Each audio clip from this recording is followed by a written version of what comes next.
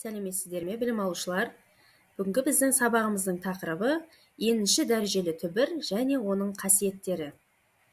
Сабақтың мақсаты нақты сандардан алынған түбірлер мен оның қасиеттері туралы білімдерін тереңдету, осы қасиеттерді пайдаланып есептер шығару. Анықтама: А санының енші дәрежелі түбірі деп, енші дәрежесі А санына тең болатын Б санын айтады. Енші дәрежелі түбірдің астында А тең болады Б-ға, Б-ның n дәрежесі тең болады А-ға.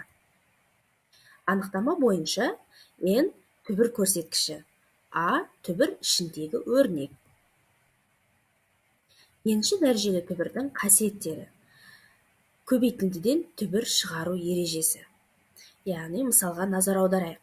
Үшінші дәрежелі түбір астында 1000 көбейтілген 64 көбейтілген -27.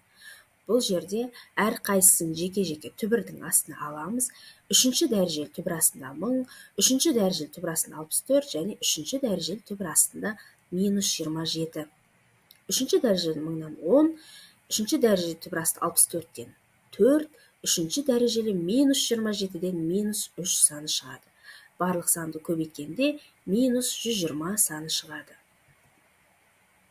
Келесі қасиеті бөлшектен түбір шығару ережесі. Мысалға назар аударайық. Үшінші дәрежелі түбір астында 8 бөлінген, үшінші дәрежелі түбір астында 125. Яғни, үшінші дәрежелі түбір асты 8-ден 2 шығады, үшінші дәрежелі түбір асты 125-тен 5 саны шығады.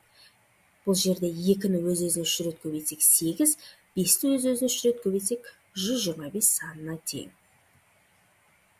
Келесі қасиеті түбірдің дәреже көрсеткіші мен түбір таңбасының ішіндегі өрнектің көрсеткішін қысқарту ережесі. Мысалға назар аударайық. 6-шы дәрежелі түбір астында 8. Біз 8-ді 2-нің 3 дәрежесі ретінде аламыз.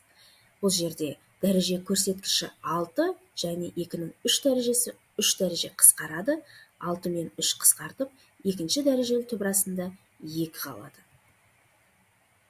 Келесі дәреже қасиеті бұл түбірді дәрежеге шығару үшін түбір таңбасының ішіндегі өрнекті осы дәрежеге шығару керек. Түбірді дәрежеге шығару ережесі. Яғни, екінші дәрежелі түбір асты 3-тің 4 дәрежесі. Біз бұл жерде дәрежені 3-тің 4 дәрежесі деп аламыз. Яғни, бұл екінші дәрежелі түбір астында 81-ге тең. Бұдан біз 9-ды аламыз. Келесі түбірдің қасиеті енші дәрежелі, бұл бізде түбірден түбір шығару. Мысалға назар аударайық. Үшінші дәрежелі түбір астында түбір асты екінші дәрежелі түбір астында 64. Бұл кезде біз үшінші дәрежелі және екінші дәрежелі түбірлерді көбейтіп, 6-шы дәрежелі түбір астында 64 санын аламыз. 64 санын 2-нің 6 дәрежесі деп алып, 6 дәрежемен дәреже көрсеткішті қысқарту арқылы біз 2 деген санды аламыз. Назарларыңызға рахмет.